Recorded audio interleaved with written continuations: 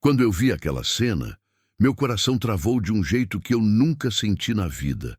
Uma mulher amarrada numa árvore seca, caída de joelhos, o rosto roxo, sangrando, sem forças, enquanto o ex-marido dela levantava um pedaço de madeira grosso para acertar mais um golpe.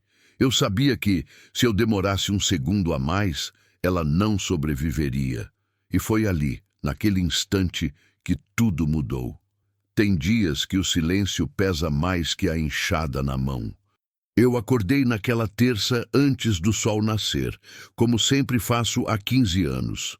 A casa estava quieta demais, sempre está.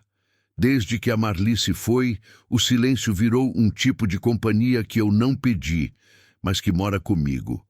Coloquei a água no fogo para fazer o café, olhei pela janela da cozinha e vi a terra vermelha esticando até onde a vista alcança. Minha fazenda fica nos arredores de Formosa do Rio Preto, aqui na Bahia, onde o cerrado encontra o começo do sertão.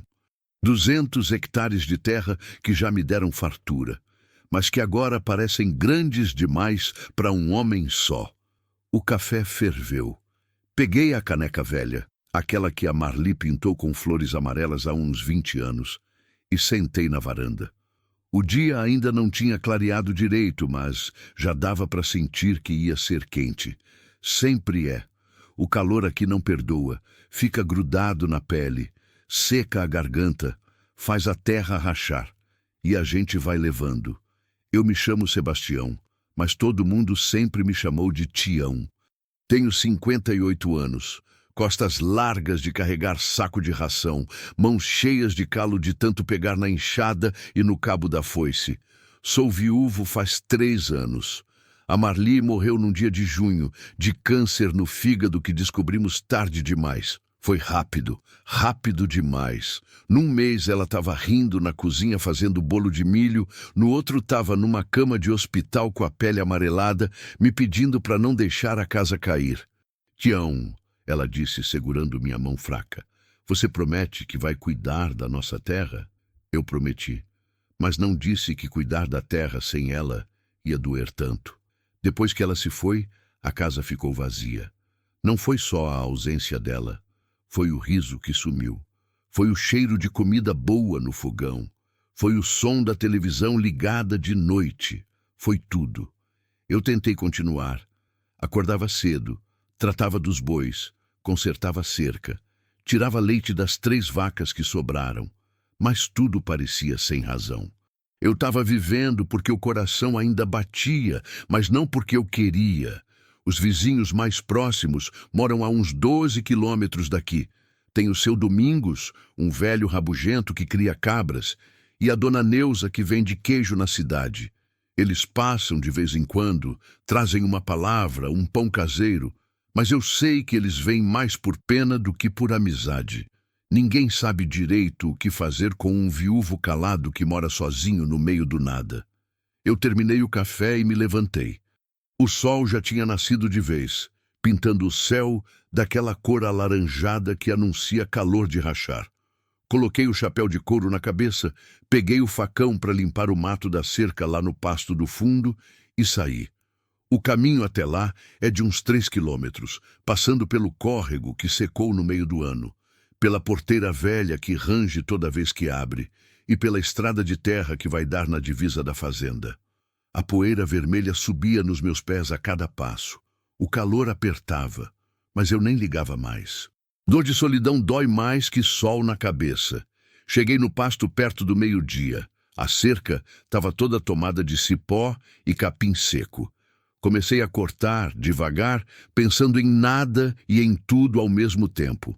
É assim que eu vivo agora, fazendo as coisas no automático, deixando a cabeça vagar entre lembranças que machucam e um presente que não empolga. Foi quando ouvi um barulho estranho. Parei de cortar. Fiquei quieto, escutando. Era um som abafado, vindo lá da estrada que passa do outro lado da cerca. Parecia um motor de carro, mas falhando. Depois ouvi uma voz de mulher, gritando. Larguei o facão, passei por baixo da cerca e fui até a beirada da estrada. A poeira estava levantando lá longe, como se um carro tivesse parado de repente. Olhei melhor.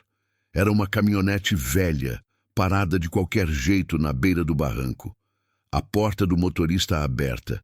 E do lado de fora, perto das árvores secas, tinha movimento. Eu não conseguia ver direito por causa da distância e do sol batendo forte. Mas tinha algo errado. Muito errado. Voltei correndo para buscar o trovão, meu cavalo alazão que estava descansando debaixo de uma sombra. Montei nele e desci pela estrada de terra, acelerando o trote. O coração já estava disparado. Não sei por quê, mas alguma coisa dentro de mim sabia que o que eu ia encontrar ia mudar tudo. Quando cheguei mais perto, vi e gelei. Tinha uma mulher amarrada numa árvore seca, retorcida pelo sol. Os pulsos dela presos com corda grossa, os braços para cima, o corpo pendurado quase sem força. Ela estava magra demais, com roupas rasgadas e sujas de terra e sangue. O cabelo preto, desgrenhado, cobria o rosto. Mas o pior não era isso. O pior era o homem na frente dela. Ele segurava um pedaço de madeira grosso, parecia um cabo de enxada ou de picareta, e batia nela. Batia forte, com raiva, com ódio. Cada pancada fazia um barulho seco, pesado, que cortava o silêncio do sertão como uma faca. O corpo dela se contorcia a cada golpe, mas ela não gritava, não chorava alto, só gemia baixo, sufocado, como quem já tinha desistido de pedir socorro. O sangue escorria do canto da boca dela, pingava no chão vermelho, misturava com a poeira. Eu puxei as rédeas do trovão com tanta força que ele quase empinou. Meu corpo inteiro travou. Por um segundo, só um segundo, eu não consegui me mexer. Não consegui pensar. Era como se o mundo tivesse parado e só existisse aquela cena horrível na minha frente. O som da madeira batendo, o gemido dela, o barulho da respiração pesada do homem. Tudo parecia alto demais, próximo demais. Mas aí a raiva veio. Uma raiva que eu não sentia faz muito tempo. Quente, queimando, subindo do peito para a garganta como fogo. Eu desci do cavalo num pulo, quase caindo, e gritei: "Ô covarde, larga essa madeira agora!" O homem parou, virou devagar. Me olhou de cima a baixo com um jeito de desprezo que eu nunca vou esquecer. Ele era alto, forte, com o rosto suado e os olhos pequenos, apertados, cheios de uma raiva fria. Tinha uma cicatriz na testa e os braços grossos de quem trabalha pesado ou de quem bate muito. Ele sorriu, um sorriso torto, perigoso. "Quem é você, velho?" perguntou, cuspindo no chão. "Isso aqui não é da sua conta." Eu me aproximei, devagar, firme. Quando tem uma mulher amarrada numa árvore e apanhando, passa a ser da conta de qualquer homem decente. Falei, olhando direto nos olhos dele. "E você não é homem, não." Ele riu, um riso seco, sem graça, sem alma. "Ela é minha", rosnou. "Eu faço o que eu quiser." Olhei para a mulher. Ela tinha levantado a cabeça um pouco. Vi o rosto dela pela primeira vez. Era jovem. Devia ter uns 20 e poucos anos. Mas os olhos dela eram de quem já tinha sofrido demais. Tinha marcas roxas no rosto, algumas antigas, amareladas, outras novas, inchadas. No pescoço, uma cicatriz fina. Nos braços, hematomas de todos os tamanhos. A boca tremia. Mas ela não falava, não pedia ajuda. Só me olhava como se tivesse medo de acreditar que alguém tinha aparecido. A raiva dentro de mim explodiu. "Larga a madeira", ordenei mais sério. "Agora!" Ele ergueu a madeira apontando para mim. "Ou o quê, velho? Você vai fazer o quê?" Foi aí que meu olhar caiu na sela do trovão. Minha espingarda. Eu sempre carrego ela quando vou para os pastos mais afastados. Nunca se sabe quando aparece uma cobra ou um cachorro do mato. Mas naquele momento, naquele exato momento, eu peguei a arma por outro motivo. Num movimento rápido, tirei a espingarda da sela, apontei para o chão e coloquei o dedo no gatilho. Última chance, avisei, firme. Larga isso. Ele me encarou. Deu um passo na minha direção. Velho frouxo, cuspiu. Se chegar perto, eu te quebro no meio. Eu atirei pro alto. O estrondo foi tão forte que ecoou pelo sertão inteiro. As cigarras pararam de cantar. Os pássaros fugiram das árvores secas. O trovão empinou, assustado. A mulher amarrada estremeceu inteira, fechando os olhos. E o homem recuou. Vi o medo passar pelos olhos dele. Rápido, mas passou. Abaixei a arma, mirando direto no peito dele. O próximo, falei devagar, não é pro alto. Ele ficou parado, respirando fundo, rangendo os dentes. A raiva ainda estava lá, eu via. Mas agora tinha medo também, e medo faz até covarde recuar. Ele cuspiu no chão, jogou a madeira longe e rosnou. Isso não acabou, velho. Você não sabe com quem mexeu. Ele foi até a caminhonete, deu a partida com o motor falhando e saiu levantando poeira. Quando o barulho do motor sumiu lá longe, o silêncio voltou. Mas era um silêncio pesado, denso, como se a terra inteira tivesse segurado a respiração. Guardei a espingarda. Respirei fundo, tentando acalmar o coração que ainda batia desembestado. E fui até a mulher. Ela estava pendurada pela corda, a cabeça caída para frente, o corpo balançando de leve com o vento quente. Parecia que já tinha desistido faz tempo. Cheguei devagar, com cuidado. Ei, moça, você está me ouvindo? Ela soltou um gemido baixo. Só isso. Peguei meu canivete do bolso e comecei a cortar a corda. Era grossa, áspera, tinha marcado os pulsos dela de vermelho. Quando o último fio se partiu, ela caiu para frente. Eu a segurei antes de bater no chão. Ela era leve, leve demais, como quem já passou fome por muito tempo, como quem já sofreu tanto que o corpo desistiu de lutar. Ele ia me matar, ela sussurrou, com a voz rouca, quase sumindo. Não ia, não, respondi, segurando ela firme. Não enquanto eu estiver de pé. Ela abriu os olhos. E aí eu vi. Vi as lágrimas que começaram a descer. Não eram lágrimas só daquela dor ali. Eram antigas, guardadas, engolidas por anos, como... Você se chama? Perguntei baixo. Ela tentou falar, engasgou, tentou de novo. Bianca... A voz quase não saiu. Eu olhei em volta. O sol estava a pino, queimando tudo. Não tinha como deixar ela ali. Não tinha como chamar ninguém. O hospital mais próximo ficava a 40 quilômetros em Formosa. E pelo estado dela, eu não sabia se ela aguentava a viagem de caminhonete pela estrada de terra toda esburacada. Bianca, falei olhando nos olhos dela, eu vou te levar para minha casa. Você precisa de água, comida, descanso. Confia em mim. Ela me olhou. Demorou uns segundos. Depois assentiu com a cabeça, fraco. Ajudei ela a se levantar. Ela quase caiu. Segurei firme. Montei ela na frente do trovão com cuidado para não machucar mais. Sentei atrás, passei o braço em volta dela para segurar e toquei o cavalo devagar. O caminho de volta para a fazenda foi longo. O sol batia forte nas nossas costas. Bianca tremia, mesmo com o calor. Tremia de medo, de dor, de tudo que ela tinha passado. Eu ia devagar, tentando não chacoalhar muito, e no meio do caminho algo estranho aconteceu. O vento mudou de direção. Trouxe um cheiro suave, gostoso, de roupa limpa secando no varal, de casa viva, de vida acontecendo, e por um instante, só um instante, eu senti o perfume da Marli. Como se ela tivesse ali no vento me dizendo, não deixa essa menina morrer, Tião. Olhei para o céu. Não tinha nada. Só o azul quente e o sol queimando. Mas eu senti. E eu soube. Aquilo não era só um encontro.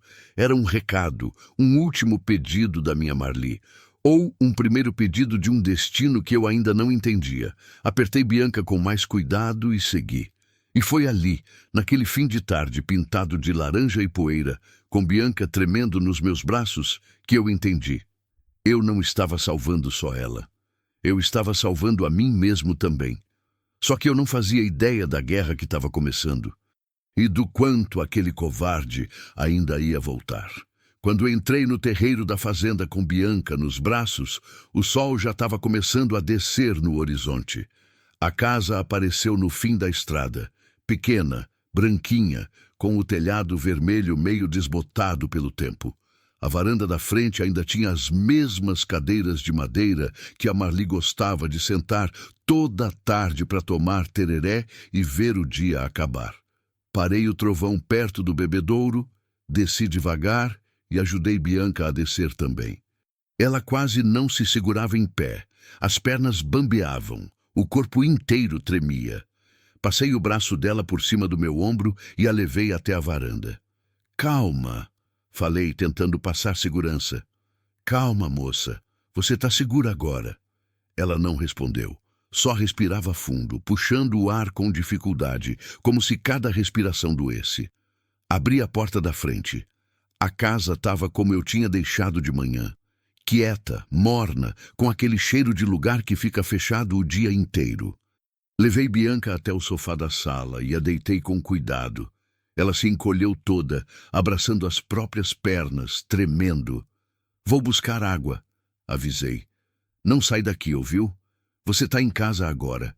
Fui até a cozinha, peguei um copo, enchi de água fresca da geladeira e voltei. Ela continuava na mesma posição, olhando para a parede, perdida. Me ajoelhei na frente dela e estendi o copo. Toma. Devagar. Ela pegou o copo com as mãos tremendo tanto que quase derrubou. Levou até a boca e bebeu. Rápido. Desesperado. Como quem não bebia água faz tempo. Engasgou, tossiu, mas continuou bebendo até esvaziar o copo inteiro. Mais? Perguntei. Ela assentiu com a cabeça. Busquei mais água. Ela bebeu de novo, dessa vez mais devagar. Quando terminou, encostou a cabeça no braço do sofá e fechou os olhos. As lágrimas começaram a descer, silenciosas, molhando o rosto machucado. Fiquei ali, parado, sem saber direito o que fazer. Fazia 3 anos que eu não cuidava de ninguém. 3 anos sem ter que pensar em outra pessoa além de mim mesmo. E agora, de repente, tinha uma mulher ferida, assustada, destroçada, na minha sala. E eu sabia que não podia simplesmente deixar ela ali e ir dormir. Bianca, chamei, baixo. Você está com fome? Ela abriu os olhos devagar, me olhou e depois de um tempo assentiu. Vou fazer uma comida. Você fica aí e descansa. Fui para a cozinha e olhei dentro da geladeira. Não tinha muita coisa. Uns pedaços de queijo, umas frutas, arroz de ontem, carne seca que eu tinha feito semana passada. Peguei o que tinha, coloquei o arroz para esquentar, fiz uns ovos mexidos e cortei umas fatias de queijo com pão. Enquanto cozinhava, ficava olhando para a sala. Bianca continuava encolhida no sofá, mas agora os olhos dela estavam abertos, olhando para o teto. Ela parecia tão perdida, tão quebrada, que doía só de olhar. Terminei a comida, coloquei num prato e levei até ela. Pronto. Não é grande coisa, mas mata a fome. Ela sentou devagar, gemendo de dor. Peguei o prato e comecei a comer. Devagar no começo, depois mais rápido, como se o corpo dela tivesse esquecido que precisava de comida e agora lembrava de tudo de uma vez. Ela comeu tudo, até limpou o prato com o último pedaço de pão. Obrigada, sussurrou sem olhar para mim. Não precisa agradecer, respondi. Ninguém merece passar pelo que você passou. Ela ficou quieta. O silêncio pesou entre nós. Eu não sabia o que perguntar. Não sabia se ela queria falar, mas eu precisava entender o que tinha acontecido. Precisava saber se aquele homem ia voltar, se eu ia ter que me preparar. Bianca, comecei devagar. Quem era aquele homem? Ela fechou os olhos. O corpo inteiro ficou tenso. As mãos apertaram a barra da blusa rasgada. Meu marido. A voz dela saiu quebrada. Marido. A palavra ecoou na sala como um tiro. Quanto tempo você está com ele? Perguntei, tentando não soar invasivo. Ela demorou a responder. Respirou fundo, engoliu seco. 4 anos, 4 anos, 4 anos de pancada, de medo, de dor. Olhei para os hematomas no rosto dela, para as marcas antigas nos braços, para a cicatriz no pescoço, e entendi que o que eu tinha visto na estrada não era a primeira vez, nem a segunda, era só mais uma. Ele sempre foi assim? Perguntei. No começo, não. Ela disse abrindo os olhos molhados. No começo, ele era diferente, carinhoso, atencioso. Me prometeu uma vida boa, uma casa, filhos. Eu acreditei. Casei com ele.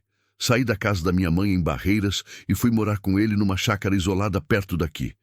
Ela parou, limpou as lágrimas com as costas da mão. Mas logo depois do casamento tudo mudou. Ele começou a beber, começou a me xingar. Depois vieram os empurrões, depois os tapas, depois as pancadas de verdade. E eu não conseguia sair. Por que não? Perguntei. Ela me olhou com aqueles olhos fundos, cansados, assustados. Porque ele dizia que se eu fugisse, ele me encontrava. Que se eu contasse para alguém, ele matava minha mãe. Que eu era dele e sempre ia ser. E eu acreditei. Fiquei com medo. Tanto medo que parei de tentar. A voz dela falhou. Ela começou a chorar de novo, dessa vez mais alto, mais desesperado. Soluços que vinham de um lugar fundo, guardado por muito tempo. Eu não sabia o que fazer. Nunca fui bom com palavras.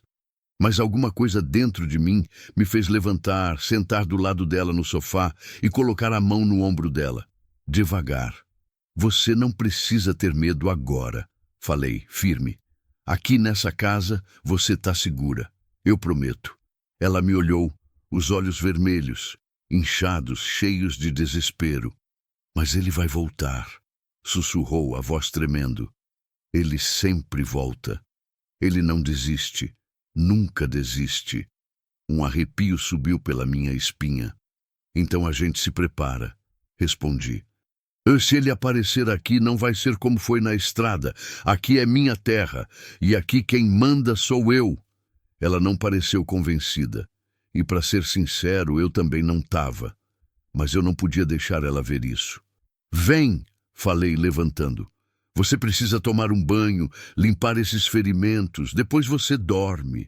Amanhã a gente pensa melhor. Levei ela até o banheiro.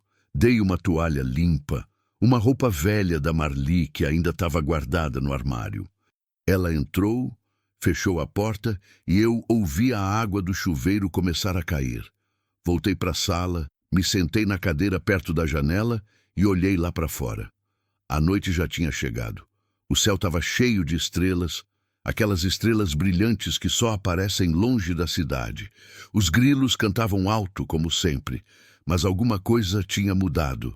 Alguma coisa no ar. Eu olhei para a espingarda encostada na parede, perto da porta, e pela primeira vez em 3 anos eu senti medo. Não medo por mim. Medo por outra pessoa. Medo de não conseguir proteger. Medo de falhar. Fiquei ali, pensando, até ouvir a porta do banheiro abrir. Bianca saiu com a roupa da Marli, uma blusa azul clara e uma calça de moletom cinza, o cabelo molhado caindo nos ombros. Ela parecia outra pessoa, mais nova, mais frágil e, ao mesmo tempo, mais humana. A roupa serviu? Perguntei. Serviu, ela respondeu baixo.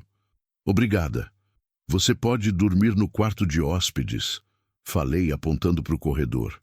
É o segundo quarto à direita. Tem uma cama limpa, lençol novo. Qualquer coisa eu tô aqui na sala. Ela assentiu e foi para o quarto. Antes de fechar a porta, ela parou, olhou para mim e disse: Por que você fez isso? Eu não esperava a pergunta. Fiquei sem resposta por um momento. Fez o quê? Perguntei. Me salvou. Você não me conhece. Não sabe nada sobre mim.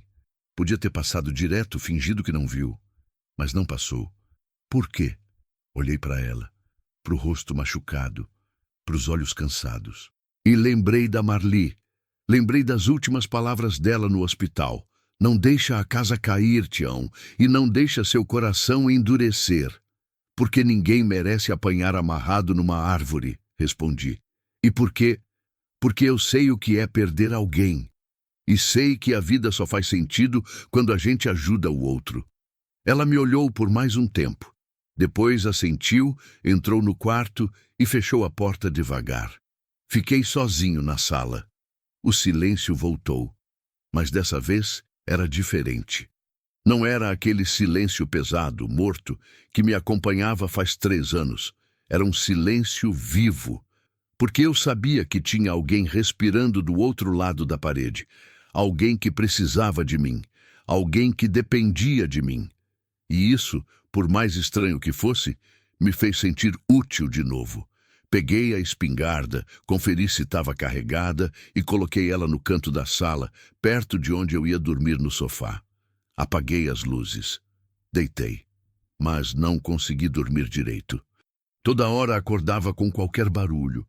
O vento balançando a janela, um galho batendo no telhado, o cachorro do vizinho latindo longe, e toda vez que acordava, meu coração acelerava, porque eu sabia que o perigo não tinha passado. Aquele homem ia voltar, e quando voltasse ia vir com raiva. Mas eu não ia deixar ele levar Bianca, não enquanto eu tivesse vida, não enquanto eu tivesse força, não enquanto a promessa que fiz para Marli ainda valesse alguma coisa. A noite arrastou devagar. O calor não dava trégua. Eu suava, mesmo parado. A cabeça não parava de pensar no que eu tinha feito, no que ainda podia acontecer, no que aquela mulher tinha sofrido por 4 anos. 4 anos. E ninguém ajudou. Ninguém viu, ninguém fez nada, até hoje, até eu. Lá pelas 3 da manhã ouvi um barulho diferente, vindo do quarto dela, um choro abafado, baixo, desesperado. Levantei, fui até a porta e encostei o ouvido. Ela chorava sozinha, tentando abafar o som no travesseiro. Bati de leve na porta. Bianca, você tá bem? O choro parou. Silêncio. Depois, a voz dela, fraca. Tô só com medo. Abri a porta devagar. A luz da lua entrava pela janela, iluminando o quarto. Ela estava sentada na cama, abraçada nas próprias pernas, o rosto escondido nos joelhos. Entrei, me sentei na beira da cama. Do que você tá com medo?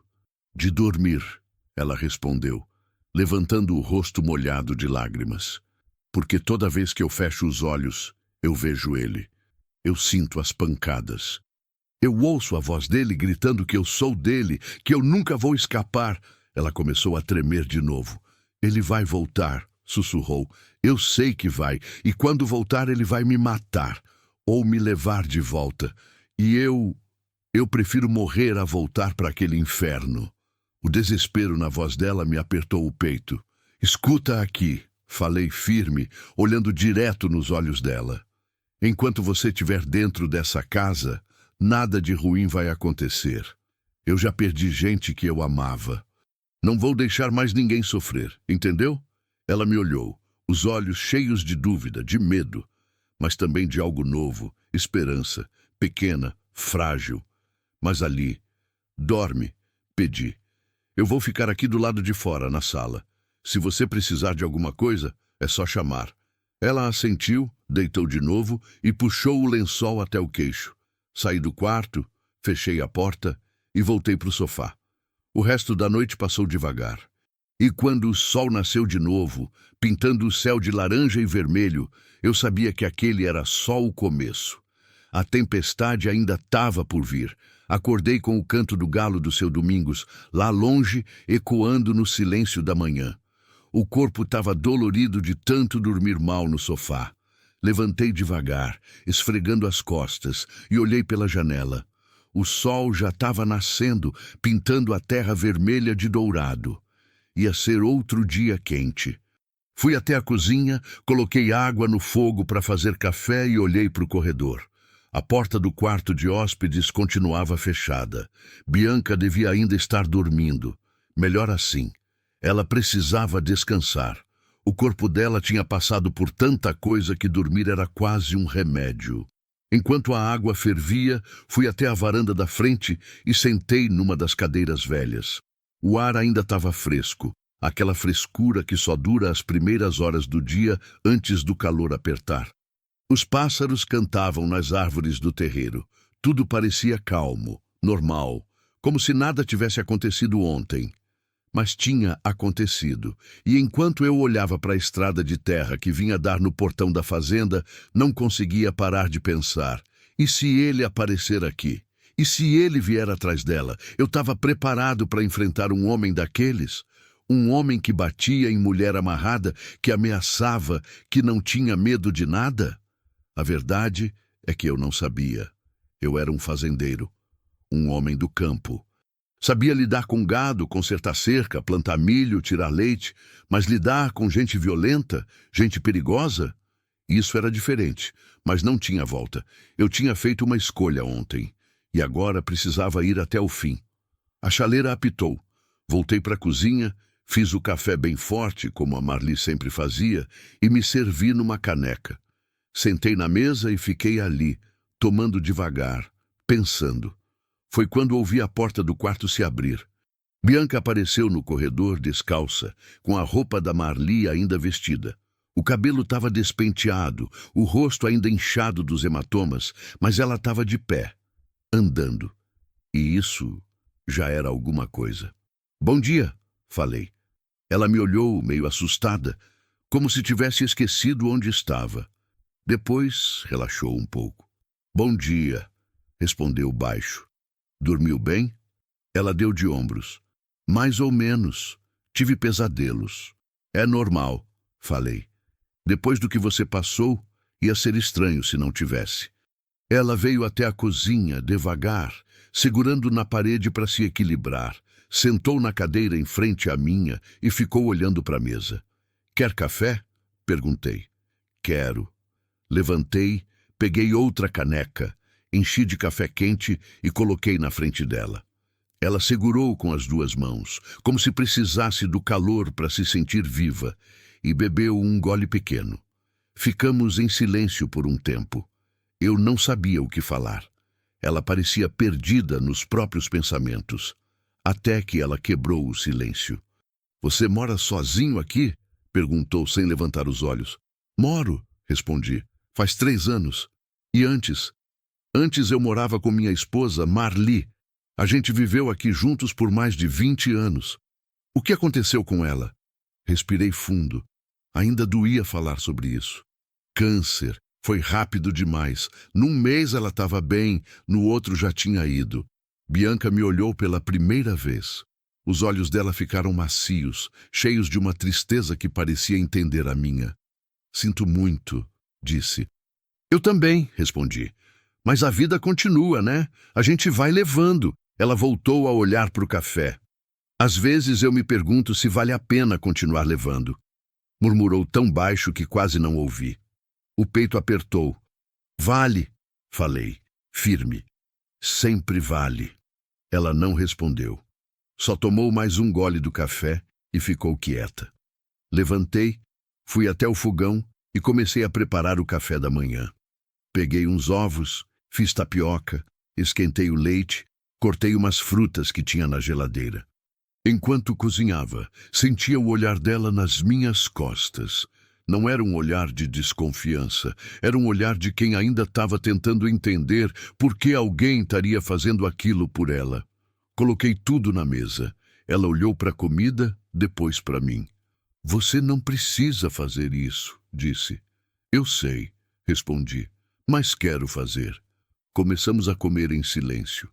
Bianca comia devagar, como se cada garfada precisasse ser pensada antes. Eu percebi que ela olhava para o prato de um jeito estranho, quase com culpa. "O que foi?" perguntei. Ela hesitou. "Faz tempo que ninguém faz comida para mim", disse, a voz falhando. "Faz tempo que ninguém me trata como gente." O nó na garganta voltou. "Pois aqui você é gente", falei, "e vai ser tratada como gente enquanto estiver debaixo desse teto." Ela me olhou. E pela primeira vez desde que a encontrei, vi um pequeno sorriso aparecer no canto dos lábios dela. Fraco, rápido, mas ali. Terminamos de comer.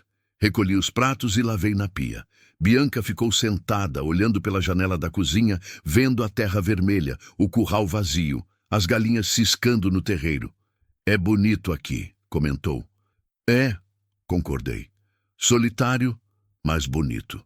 Solitário é bom às vezes, disse. Melhor que ser cercado de gente ruim. Olhei para ela. Ela continuava olhando lá para fora, mas os olhos estavam molhados de novo. Bianca, chamei, largando o pano de prato. A gente precisa conversar sobre o que vai acontecer agora. Ela se virou para mim, tensa. Você precisa decidir o que você quer fazer. Continuei. Você pode ficar aqui por uns dias, descansar, se recuperar, mas uma hora você vai ter que decidir. Quer voltar para a casa da sua mãe? Quer ir para algum lugar longe? Quer fazer uma denúncia contra ele? Ela fechou os olhos. As mãos tremeram. Eu não posso voltar para a casa da minha mãe, disse, a voz carregada. Ele sabe onde ela mora. Se eu for para lá, ele vai atrás, e ele vai fazer mal para ela. Eu sei que vai. E denúncia, polícia? Ela deu uma risada curta, amarga. Polícia? Você acha que a polícia vai fazer alguma coisa? Eu já tentei uma vez. Fui na delegacia de Barreiras, toda machucada, com o olho roxo, o lábio cortado. Sabe o que o delegado disse? Que briga de marido e mulher a gente não se mete, que eu devia voltar para casa e ser uma esposa melhor. A raiva subiu de novo no meu peito. Isso é um absurdo. Isso é a realidade, ela retrucou seca. Para eles, eu sou propriedade dele, e mulher que apanha é porque fez algo errado. Ela limpou as lágrimas que começavam a cair. Por isso eu desisti, por isso eu fiquei, porque não tinha para onde ir, porque ninguém ia acreditar em mim, porque eu achei que esse era meu destino. Não é, falei firme. Ninguém nasce para apanhar, ninguém nasce para viver com medo. Ela me olhou, os olhos vermelhos, fundos. Então o que eu faço? Para onde eu vou? Eu não tenho dinheiro, não tenho amigos, não tenho nada. Eu sou nada. Aquela última palavra quebrou alguma coisa dentro de mim. Me levantei, fui até ela e me ajoelhei na frente da cadeira, olhando direto nos olhos dela. Escuta aqui. Falei baixo, mas firme. Você não é nada. Você é alguém. Alguém que passou por um inferno e ainda está de pé. Alguém que está lutando para sobreviver. Isso não é ser nada. Isso é ser forte. Ela começou a chorar. Dessa vez sem segurar, sem esconder. Chorou alto, soluçando, as mãos cobrindo o rosto. Fiquei ali de joelhos, sem saber direito o que fazer. Até que, devagar, coloquei a mão no ombro dela. E ela não recuou. Não se afastou. Deixou. Você pode ficar aqui, falei, pelo tempo que precisar. Até se sentir segura. Até decidir o que quer fazer. Não precisa ter pressa. Ela levantou o rosto, olhando para mim com aqueles olhos quebrados. Mas por que você está fazendo isso? Perguntou de novo a voz trêmula. O que você ganha com isso? Nada, respondi, sincero. Não ganho nada. Mas a Marli sempre dizia que a gente só é verdadeiramente humano quando ajuda o outro. E eu preciso me sentir humano de novo. Ela me olhou por um longo tempo. Depois assentiu, devagar. Obrigada, sussurrou. Não precisa agradecer, falei, levantando. Agora vem, vou te mostrar a fazenda. Você precisa conhecer o lugar, saber onde está. Saímos para fora. O sol já estava alto, o calor começando a apertar. Mostrei o terreiro, o curral, o galinheiro, o poço, a cerca que cercava a casa. Bianca andava do meu lado, calada, olhando tudo com atenção. Se ele vier, falei, apontando para a estrada. A gente vê de longe, a estrada é reta por uns 2 quilômetros. Dá tempo de se preparar. Ela olhou para a estrada. O medo voltou para os olhos dela. E se ele vier de noite? Eu durmo leve, respondi. E tenho a espingarda sempre perto. Ela não pareceu convencida. E eu não podia culpar ela. Eu mesmo não estava convencido. Voltamos para casa. O calor já estava insuportável. Bianca sentou na sombra da varanda, eu trouxe água fresca e sentei do lado dela. Ficamos ali, em silêncio, olhando a terra vermelha brilhar no sol. Os grilos começaram a cantar, mesmo de dia. Uma brisa quente balançou as árvores secas. Tião, ela chamou depois de um tempo. Fala. Você tem medo? Olhei para ela. Medo de quê? Dele. De quando ele voltar. Respirei fundo. Tenho, admiti. Tenho medo, sim. Mas tenho mais medo de não fazer nada e deixar você voltar para aquela vida. Ela ficou quieta. Depois, pela primeira vez, ela segurou minha mão. Devagar. Fraca. Mas segurou. Obrigada por ter medo por mim, sussurrou. E naquele momento, debaixo do sol escaldante, com o vento quente soprando no rosto, eu soube que não tinha volta. Eu ia proteger aquela mulher, custasse o que custasse. Mas o que eu não sabia ainda era que o preço ia ser alto demais e que ele ia voltar mais cedo do que eu imaginava. Naquela tarde, enquanto Bianca descansava dentro de casa, eu saí para fazer a ronda na fazenda. Precisava verificar as cercas, ver se o gado estava bem, consertar a porteira que estava rangendo demais. Mas a verdade é que eu só queria sair um pouco, clarear a cabeça, pensar. A vida tinha virado de cabeça para baixo em menos de 24 horas. Ontem de manhã eu era só um viúvo solitário cuidando da terra. Hoje eu era responsável por outra vida. Uma vida quebrada, machucada, ameaçada. Enquanto andava pelo pasto, com a enxada no ombro, olhei para o céu. Tava azul, limpo, sem uma nuvem. Mas lá no fundo, bem longe, no horizonte, começava a aparecer uma linha escura. Chuva vindo, ou tempestade. Voltei para casa no final da tarde. Bianca estava na cozinha, tentando ajudar a fazer o jantar. Eu disse que não precisava, mas ela insistiu. Preciso fazer alguma coisa, disse. Não posso ficar só parada. Fizemos arroz, feijão, uma carne de panela. Comemos juntos, conversando pouco, mas com uma presença que não era desconfortável.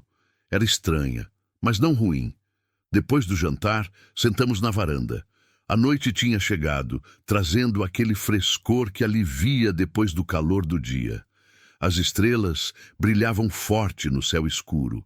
Os grilos cantavam alto. Tem muita estrela, Bianca comentou olhando para cima. Tem, concordei. Longe da cidade elas aparecem mais. Ela ficou olhando, quieta, depois suspirou. Faz tempo que eu não olho para o céu, disse, a voz baixa.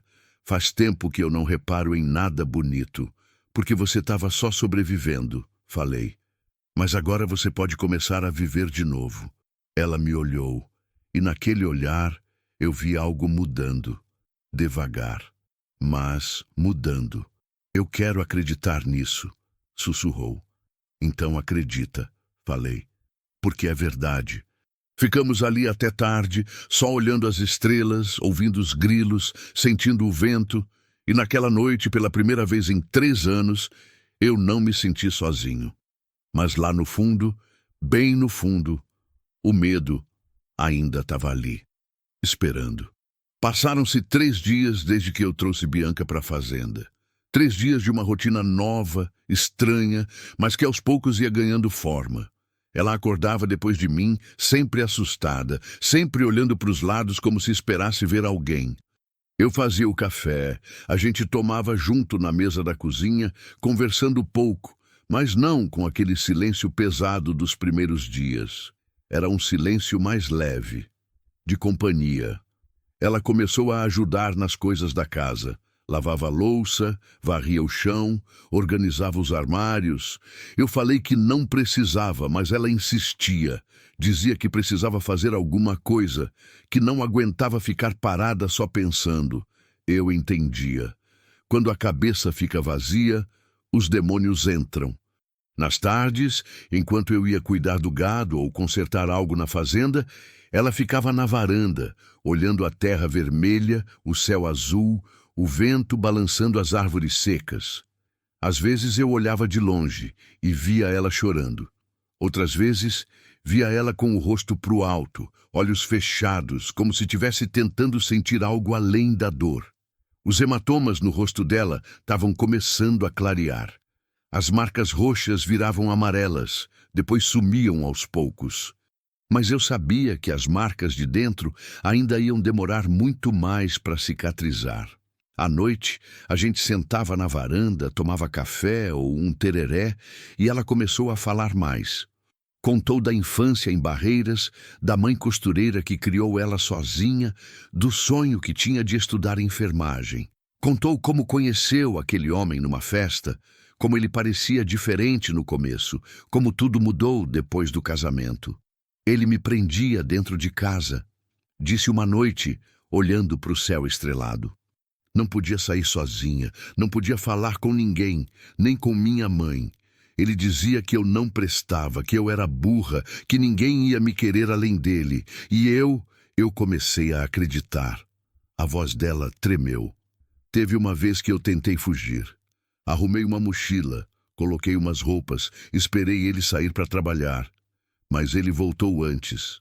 Me pegou na porta, me arrastou de volta para dentro de casa e me trancou no quarto por 2 dias. Sem comida, sem água. Só para eu aprender a não desobedecer. Ela limpou as lágrimas que desciam. Foi aí que eu entendi que não tinha saída, que eu tinha que aceitar ou morrer. Eu fechei os punhos, sentindo a raiva subir de novo. Você não merecia nada disso, falei firme. Eu sei, ela respondeu olhando para mim, mas saber não muda o que aconteceu. A gente ficou em silêncio. O vento soprava quente, trazendo o cheiro de terra seca. Lá longe, no horizonte, as nuvens escuras que eu tinha visto dias atrás continuavam se aproximando. Tempestade vindo, ainda distante, mas vindo. Na manhã do 4º dia, eu acordei diferente. Tinha dormido mal, com pesadelos que não lembrava direito, mas que deixaram uma sensação ruim no peito. Levantei, fui até a janela da sala e olhei lá para fora. Tudo parecia normal. O terreiro quieto, as galinhas ciscando, o trovão descansando debaixo da árvore. Mas alguma coisa estava errada. Eu sentia. Fui até a cozinha, fiz o café, mas o desconforto não passava. Era como se o ar tivesse mais pesado, como se alguma coisa tivesse mudado durante a noite. Bianca apareceu na cozinha, descalça, com o cabelo preso num rabo de cavalo frouxo. Ela olhou para mim e franziu a testa. Você tá bem? Perguntou. Tô. Menti. Só dormi mal. Ela não pareceu convencida, mas não insistiu. Tomamos o café em silêncio. Eu olhava pela janela toda hora, checando a estrada, o portão, qualquer movimento diferente. Bianca percebeu. Você tá achando que ele vai aparecer? Disse, mais como uma afirmação do que uma pergunta. Olhei para ela. Não sei, admiti. Mas já faz 4 dias. Se ele quisesse te encontrar, já teria vindo. Ou ele está esperando o momento certo. Ela disse, a voz baixa, o medo voltando para os olhos. Ele gosta de fazer isso. Esperar. Deixar a gente achar que está seguro. E aí ele aparece. Um arrepio subiu pela minha espinha. Se ele vier, a gente está preparado. Falei, tentando passar confiança. Mas a verdade é que eu não estava tão preparado quanto queria parecer. Depois do café, saí para fazer a lida. Tinha que verificar o bebedouro dos bois, que estava com problema na boia, e consertar um pedaço de cerca que tinha caído perto do pasto dos fundos. Peguei as ferramentas, montei no trovão e fui. O dia estava abafado. O calor não era seco como sempre. Era um calor úmido, pesado, que grudava na pele. As nuvens escuras no horizonte tinham se aproximado mais. A chuva ia chegar logo. Talvez hoje à noite, talvez amanhã. Consertei a cerca, arrumei o bebedouro, dei uma volta no pasto conferindo o gado. Tudo parecia normal. Mas aquela sensação estranha não passava. Era como se alguém tivesse me observando, como se houvesse olhos escondidos em algum lugar. Parei o cavalo, olhei em volta. Só árvores secas, capim alto, terra vermelha. Nada mais. Tá ficando paranoico, Tião, pensei. Mas mesmo assim, não consegui me livrar da sensação. Voltei para casa perto do meio-dia. Bianca estava na varanda com uma expressão preocupada. Quando me viu, levantou rápido. Aconteceu alguma coisa, disse, tensa. Desci do cavalo. O quê? Um carro passou aqui, ela disse, a voz trêmula. Devagar, muito devagar. Parou na frente do portão, ficou uns minutos e depois foi embora. O sangue gelou nas minhas veias. Que tipo de carro? Uma caminhonete velha, escura. Não deu para ver direito quem estava dentro por causa do vidro embaçado de poeira. Merda! Era ele? Perguntei. Não sei, ela respondeu, os olhos arregalados. Mas eu acho que sim. Olhei para a estrada, vazia, silenciosa. Mas agora a sensação de estar sendo observado fazia sentido. Ele tinha vindo, tinha visto a casa, tinha visto que ela estava aqui, e agora sabia onde encontrar. Entra para dentro, ordenei, pegando a espingarda que estava encostada na parede. E tranca a porta. O que você vai fazer? Ela perguntou assustada. Vou ficar de olho. Se ele voltar, eu vou estar pronto. Ela hesitou, mas obedeceu. Entrou, trancou a porta. Eu fiquei na varanda, espingarda na mão, olhos fixos na estrada. Fiquei ali por horas. O sol desceu devagar. O calor foi dando lugar ao frescor da tarde. As nuvens escuras continuavam se aproximando. O vento começou a soprar mais forte, levantando poeira, balançando as árvores. Mas nada aconteceu. Nenhum carro, nenhum barulho, nada. Quando a noite chegou, entrei para dentro. Bianca estava sentada no sofá, abraçada nas próprias pernas, tremendo. Ele voltou? Perguntou, a voz fraca. Não, respondi. Mas isso não quer dizer nada. Ele pode estar esperando a hora certa. Ela fechou os olhos, respirou fundo. Eu não aguento mais viver com medo, sussurrou. Eu cansei. Sentei do lado dela. Eu sei, falei. Mas você não está sozinha agora. A gente vai enfrentar isso juntos. Ela me olhou. Os olhos molhados, cansados, mas com uma centelha de algo que eu não tinha visto antes. Coragem, talvez. Ou só desespero. Por que você se importa tanto? Perguntou. Você não me conhece. Não sabe nada sobre mim de verdade. Por que está arriscando tanto? Respirei fundo. Porque quando a Marli estava morrendo, ela me fez prometer uma coisa. Me fez prometer que eu não ia deixar meu coração endurecer, que eu não ia deixar de ajudar as pessoas. E eu prometi. E uma promessa para quem a gente ama não se quebra. Ela ficou me olhando por um longo tempo. Depois, devagar, encostou a cabeça no meu ombro. Obrigada, sussurrou. Ficamos ali, em silêncio, enquanto lá fora o vento começava a uivar mais forte. A tempestade estava chegando. Naquela noite eu não dormi. Fiquei sentado na cadeira da sala, espingarda no colo, olhos na porta, ouvidos atentos a qualquer barulho. O vento batia nas janelas, fazia as árvores rangerem, levantava poeira que entrava pelas frestas. Lá pelas 2 da manhã, ouvi um barulho de motor, longe, vindo da estrada. Levantei num pulo, fui até a janela e olhei. No escuro, era difícil ver, mas lá longe, bem lá longe, tinha uma luz de farol, vindo devagar pela estrada de terra. O coração disparou. Bianca! Chamei, baixo, mas firme. Acorda! Ela apareceu no corredor, os olhos arregalados. É ele? Não sei. Mas tem um carro vindo. Ela começou a tremer. Eu peguei a espingarda, conferi se estava carregada. Vai pro quarto dos fundos, ordenei. Fecha a porta, se esconde embaixo da cama. Não sai de lá até eu chamar. E você? Eu vou ficar aqui. Se for ele, eu resolvo. Tião, não. Ele é perigoso. Ele pode... Vai! Gritei, mais alto do que pretendia. Ela se assustou, mas obedeceu. Correu pro quarto, fechou a porta. Fiquei sozinho na sala. O barulho do motor ficava mais alto, mais próximo. A luz do farol iluminou o portão. O carro parou. Meu coração batia tão forte que eu ouvia no ouvido. A porta do carro se abriu. Uma figura desceu. Alta, larga. Andando devagar em direção ao portão. Abri a porta da frente, saí para a varanda, apontei a espingarda. Fica parado aí! Gritei. Não dá mais um passo! A A figura parou. Ficou ali, parada na escuridão, do outro lado do portão. Eu sei que ela tá aí, velho. A voz dele ecoou na noite. Era grossa, calma, perigosa. Eu só quero levar o que é meu. Ela não é sua, gritei de volta. E não vai sair daqui. Ele riu.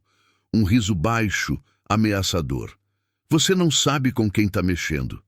E você não sabe quem eu sou. Respondi firme. Mas se der mais um passo, você vai descobrir. Ele ficou parado. O silêncio pesou entre nós. Só o vento soprando, só o barulho das árvores balançando. Isso não acaba aqui, ele disse por fim. Você tá morto, velho. Você só não sabe ainda. Voltou pro carro, entrou, ligou o motor e foi embora. Mas antes de ir, ele gritou uma última coisa que gelou meu sangue. Bianca, eu vou voltar. E quando eu voltar, você vai pagar por isso. O carro sumiu na escuridão. Fiquei ali, parado, tremendo, com a espingarda ainda apontada para o nada. E foi naquele momento que eu soube. A guerra tinha começado de verdade e não ia terminar bem. Eu não saí da varanda durante horas. Fiquei ali, parado, espingarda na mão, olhos fixos na estrada escura. O vento continuava soprando forte, trazendo o cheiro de chuva que se aproximava. As nuvens cobriam as estrelas agora. Tudo estava mais escuro, mais pesado. As palavras dele ecoavam na minha cabeça como um tambor. Você tá morto, velho. Você só não sabe ainda. Não era ameaça vazia. Eu sabia. O jeito que ele falou, calmo, quase relaxado, era pior que qualquer grito. Era a certeza de quem já tinha decidido o que ia fazer. Só não sabia quando. Ouvi a porta se abrir atrás de mim. Bianca saiu devagar, o rosto pálido, os olhos vermelhos de tanto chorar. Ela vinha abraçada em si mesma, tremendo mesmo com o calor que ainda ficava no ar. Ele foi embora? Perguntou, a voz mal saindo. Foi, respondi, sem tirar os olhos da estrada. Mas ele vai voltar. Ela soltou um gemido sufocado e cobriu o rosto com as mãos. Eu sabia que isso ia acontecer. Chorou. Eu não devia ter ficado aqui. Agora ele sabe onde você mora. Agora ele vai fazer mal para você. Tudo por minha causa. Não foi por sua causa, falei virando para ela. Foi escolha minha te trazer aqui, e foi escolha minha ficar entre você e ele. Mas você não sabe do que ele é capaz, ela gritou desesperada. Você não viu as coisas que ele já fez. Ele não tem medo de nada, Tião. Ele pode voltar com outras pessoas, com armas, ele pode... A voz dela falhou. Os soluços tomaram conta. Larguei a espingarda encostada na parede e fui até ela. Segurei os ombros dela, firme, mas gentil. Escuta aqui, falei, olhando direto nos olhos dela.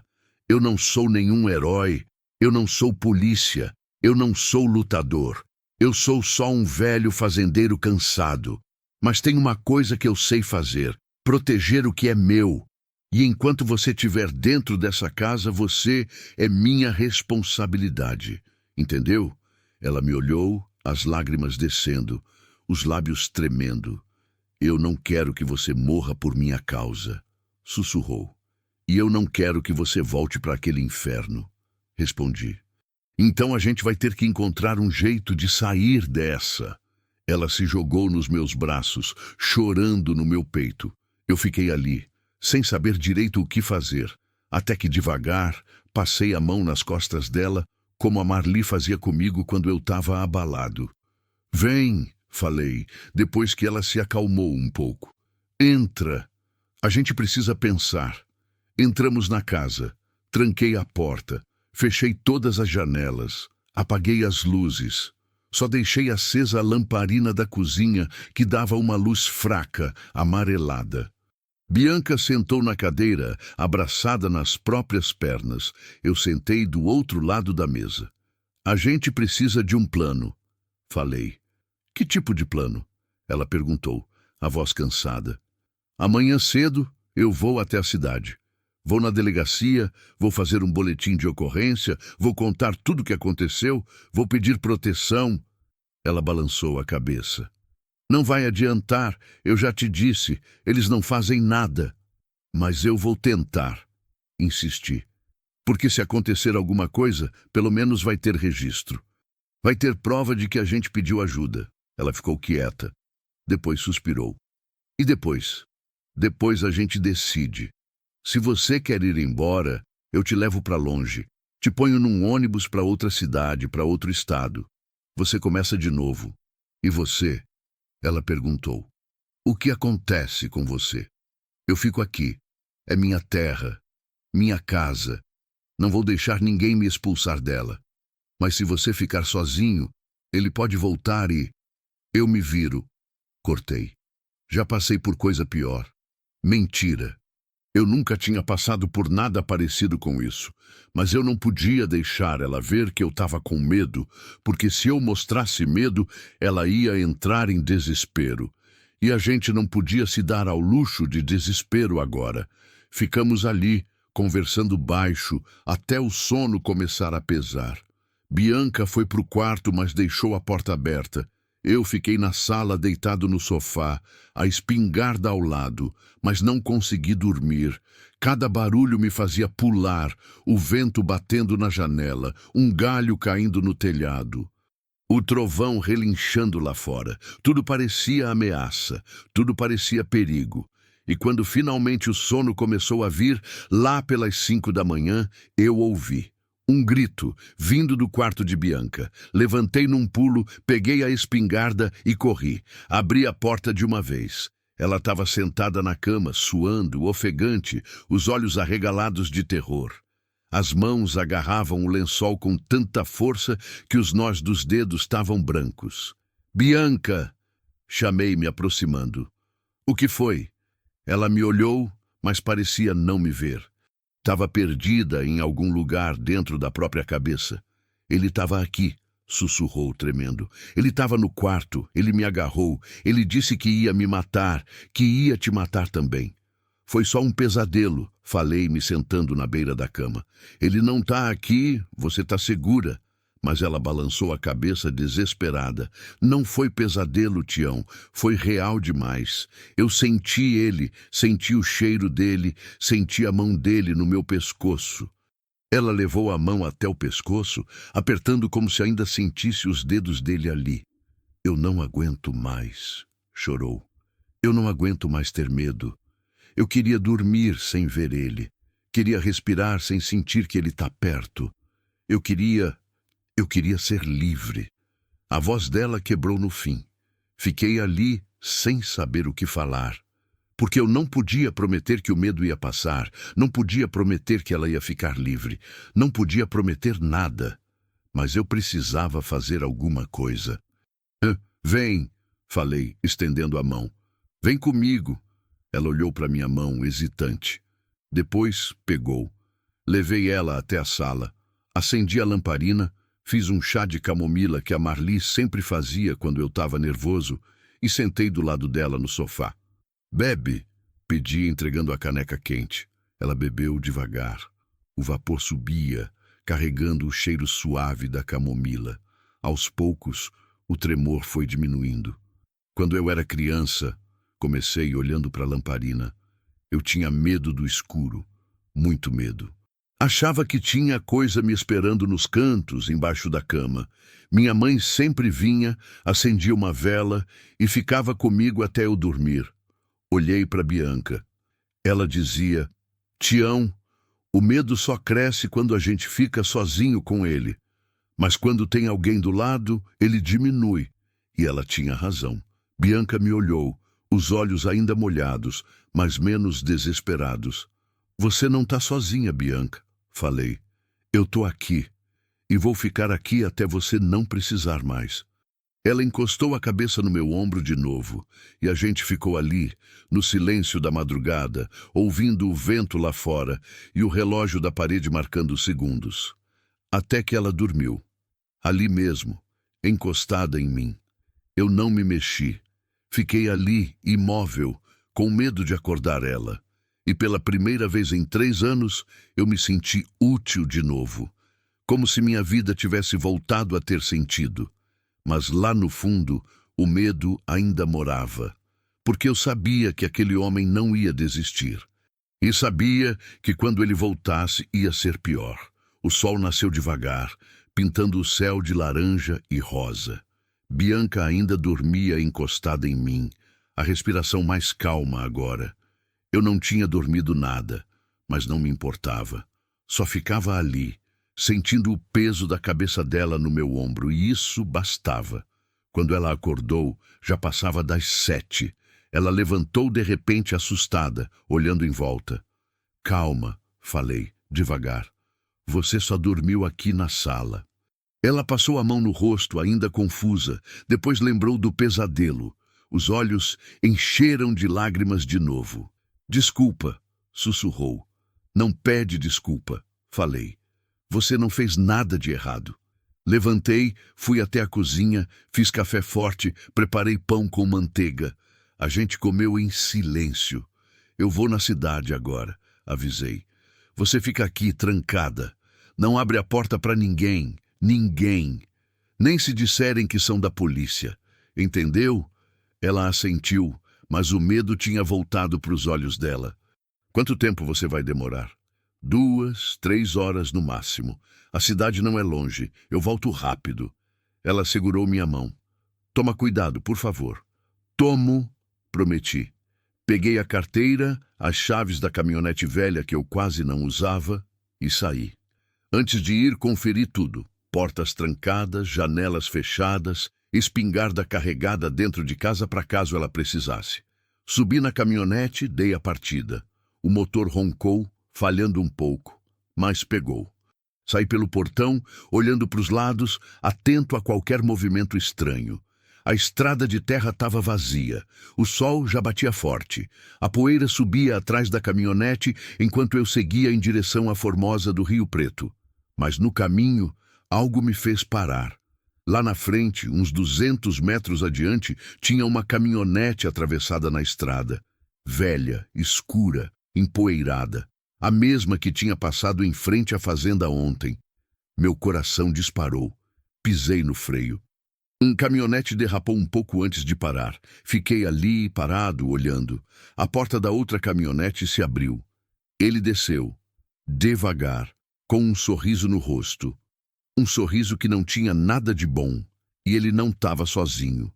Desceram mais 2 homens, grandes, fortes, com expressões duras. Eu engoli seco. "E aí, velho?" Ele gritou, se aproximando. "Achou que eu ia desistir, foi?" Coloquei a marcha ré, pisei fundo. A caminhonete recuou rápido, levantando poeira. Virei o volante e tentei manobrar para voltar.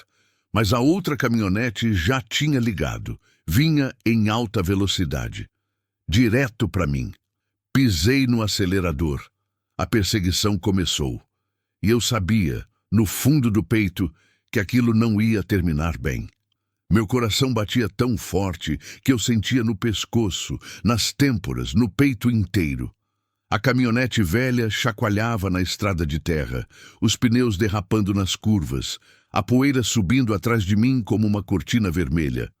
Pelo retrovisor, eu via a outra caminhonete vindo atrás, acelerando, diminuindo a distância a cada segundo. Eu não era homem de correr. Nunca fui. A vida inteira eu sempre encarei os problemas de frente. Mas agora, com 3 homens atrás de mim, com a Bianca sozinha em casa esperando, eu sabia que não podia bancar o herói. Se eu parasse ali, se eu deixasse eles me pegarem, não era só a minha vida que acabava. Era a dela também. Pisei mais fundo no acelerador. O motor roncou, forçado.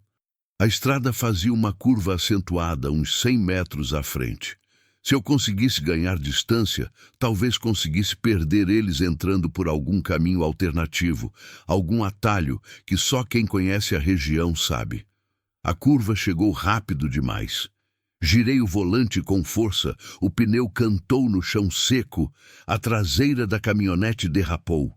Por um segundo, achei que ia capotar, mas consegui controlar. Endireitei, acelerei de novo, olhei no retrovisor. Eles ainda vinham, mais rápidos, mais perto. Maldição! Rosquei entre os dentes. Mais à frente, à esquerda, tinha uma entrada estreita, quase invisível, coberta de mato. Era um caminho velho que cortava por dentro de uma fazenda abandonada e saía lá perto da rodovia asfaltada.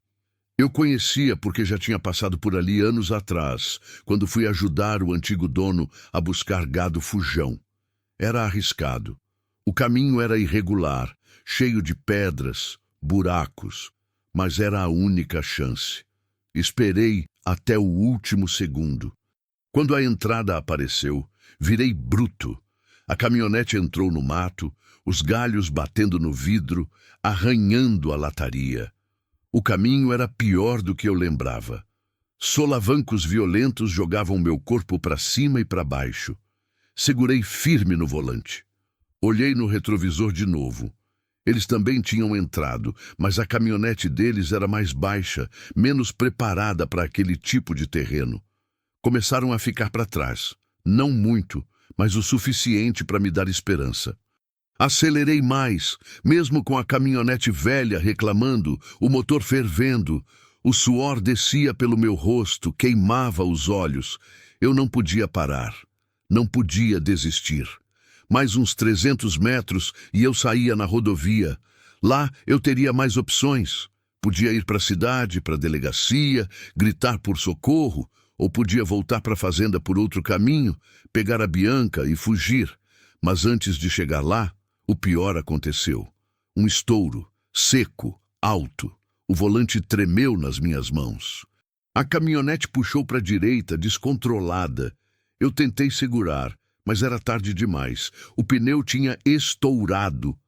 A caminhonete derrapou, rodou e parou de lado no meio do caminho, levantando uma nuvem de poeira que cobriu tudo.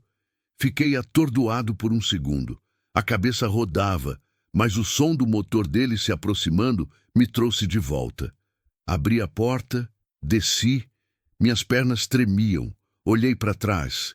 Eles vinham, devagar agora, sabendo que eu não tinha mais para onde correr.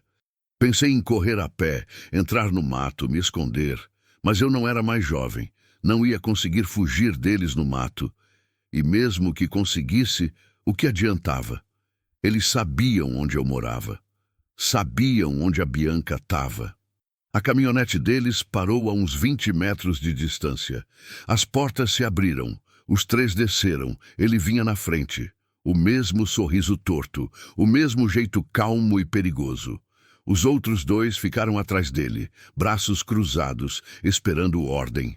Acabou a corrida, velho? Ele disse rindo. Já cansou? Eu não respondi, só ficava ali, parado, de pé, os punhos cerrados, tentando pensar em alguma saída. Onde ela tá? Perguntou parando a uns 5 metros de mim. Longe de você, respondi, a voz saindo mais firme do que eu esperava. Ele riu de novo, dessa vez mais alto, mais debochado. Você é corajoso, velho, ou burro? Ainda não decidi. Mas sabe o que acontece com gente corajosa que se mete onde não é chamada? Ele fez um gesto para os outros dois. Eles se aproximaram.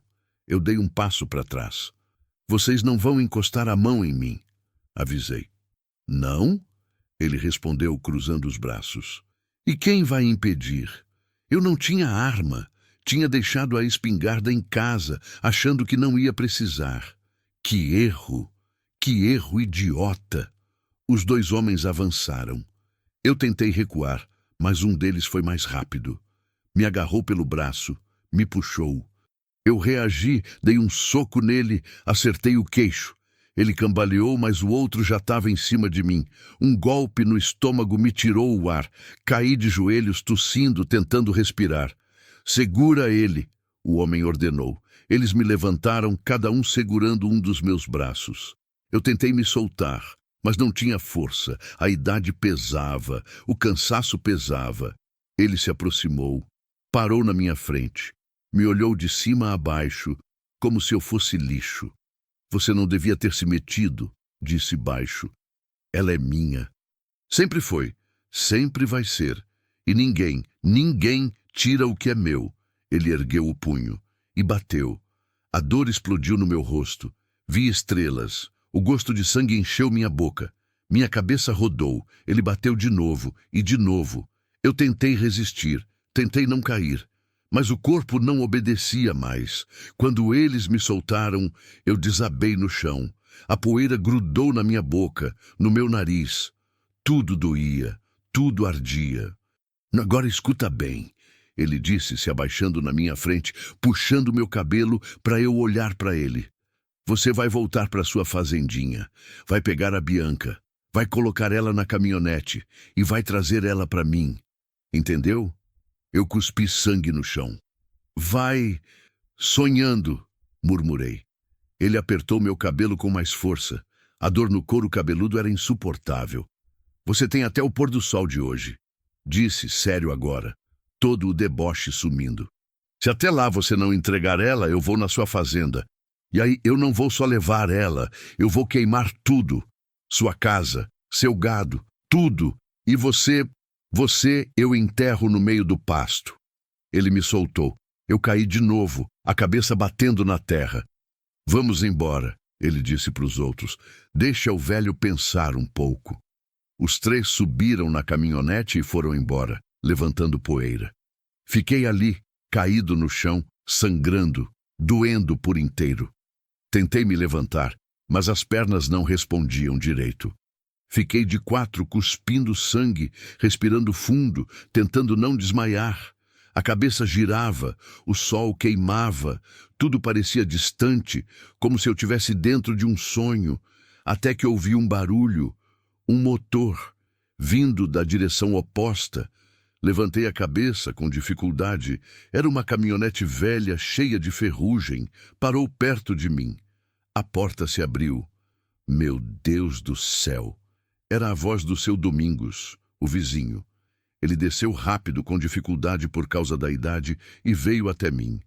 Tião, que diabo aconteceu contigo? Eu tentei falar, mas a voz não saiu direito. Foram eles, consegui murmurar. Quem? Ele perguntou, me ajudando a sentar. O marido dela. Seu Domingos franziu a testa, confuso. De quem você está falando, Tião? Não deu tempo de explicar. A dor tomou conta e eu quase desmaiei. Ele me segurou. Vem, vou te levar para o hospital. Não. Consegui falar, segurando o braço dele. Casa. Preciso ir para casa.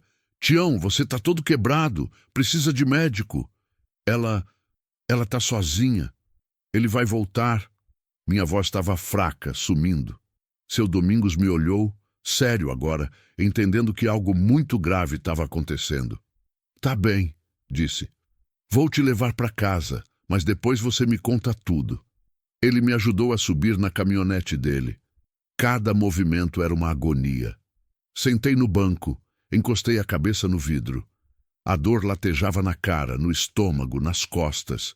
Seu Domingos deu a volta, entrou, ligou o motor e saiu em direção à minha fazenda. O caminho pareceu durar uma eternidade. A cada buraco, a cada chacoalho, a dor piorava. Mas eu não podia desmaiar, não podia desistir, porque a Bianca estava esperando, e eu tinha prometido proteger ela. Quando a gente chegou na fazenda, o portão estava aberto. Isso não estava certo. Eu tinha deixado fechado. Para aí, pedi, a voz rouca. Seu Domingos parou a caminhonete ainda longe da casa. Do que foi? O portão, apontei, estava fechado, agora está aberto. Olhamos para os dois para casa. Tudo parecia quieto, normal.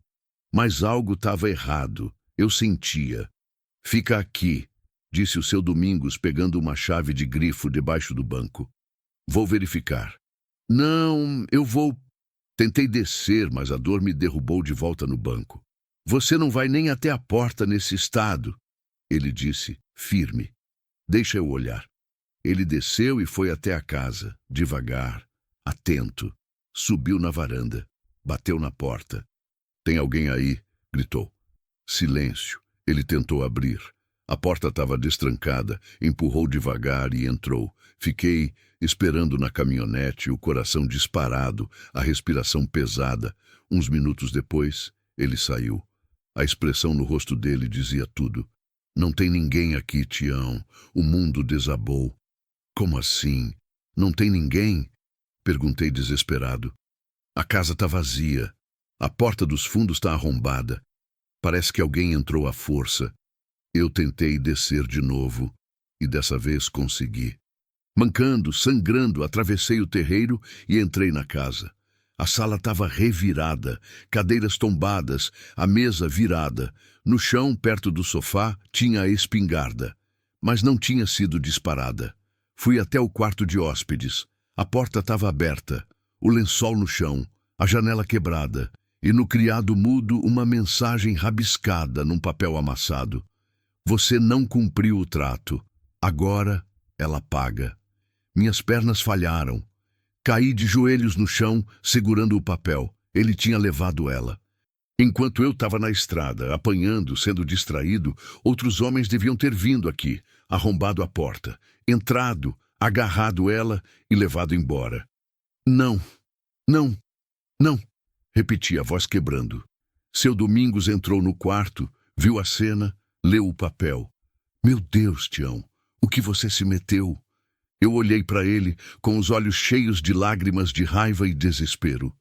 Eu prometi proteger ela. Sussurrei. E eu tinha falhado. Fiquei ali, de joelhos no chão do quarto, segurando aquele papel amassado, lendo e relendo as palavras como se elas fossem mudar, mas não mudavam. Você não cumpriu o trato. Agora ela paga. Cada letra era uma punhalada. Eu tinha falhado. Tinha prometido proteger ela, tinha jurado que nada de ruim ia acontecer enquanto ela estivesse debaixo do meu teto. E agora ela estava nas mãos daquele monstro de novo, voltando para o inferno que eu tinha tirado ela, por minha causa. Tchão! A voz do seu Domingos cortou meus pensamentos. Ele estava parado na porta, me olhando com preocupação. A gente precisa chamar a polícia. Agora. Levantei devagar, cada movimento uma tortura. O corpo inteiro doía, o rosto latejava onde ele tinha batido. Mas a dor física não era nada comparada com o que eu sentia por dentro. Polícia não vai fazer nada, respondi, a voz saindo rouca, amarga. Como assim não vai fazer nada? O homem invadiu sua casa, levou uma mulher à força. Ela já tentou denunciar ele antes. Expliquei, limpando o sangue que escorria do canto da boca. Sabe o que disseram? Que briga de marido e mulher a gente não se mete. Que ela tinha que voltar para casa e ser esposa melhor. Seu Domingos ficou quieto, o rosto fechando. Isso é um absurdo. É a realidade, respondi saindo do quarto. Fui até a cozinha, abri a torneira, lavei o rosto. Água fria ardeu nos cortes, mas eu nem ligava. Olhei no reflexo do vidro da janela. Meu rosto estava inchado, roxo, cortado. Parecia 10 anos mais velho. Seu Domingos me seguiu. Então, o que você vai fazer? Sequei o rosto num pano velho. Me virei para ele. Vou buscar ela. Ele me olhou como se eu tivesse enlouquecido. Buscar ela? Tião, você mal consegue ficar em pé. E pelo jeito o homem não está sozinho. São 3, 4, talvez mais. Você vai fazer o quê? Invadir o lugar onde ele mora? Você vai morrer. Talvez, respondi, pegando a espingarda do chão da sala. Conferi. Ainda estava carregada. Mas não vou deixar ela lá. Não vou desistir dela como todo mundo desistiu. Tião, pelo amor de Deus, pensa. Seu Domingos veio até mim, segurou meu braço. Você não é mais novo. Você está ferido. Se você for lá, ele te mata. E aí não adianta nada. A moça continua presa e você morre. Isso não é coragem, é suicídio. Olhei para ele. Para o rosto preocupado, para os olhos sinceros de quem só queria me ajudar. Mas ele não entendia. Ele não tinha ouvido as histórias que a Bianca contou. Não tinha visto as marcas no corpo dela. Não tinha ouvido ela chorar de madrugada, dizendo que preferia morrer a voltar. Seu Domingos, falei, baixo, mas firme. Faz 3 anos que eu vivo morto. Desde que a Marli se foi, eu só estou respirando, mas não estou vivendo. Eu acordo, trabalho, durmo e repito. Todos os dias iguais. Sem sentido, sem razão. Soltei o braço dele, segurei a espingarda com mais força. Mas quando eu encontrei a Bianca, quando eu decidi ajudar ela, eu senti alguma coisa de novo.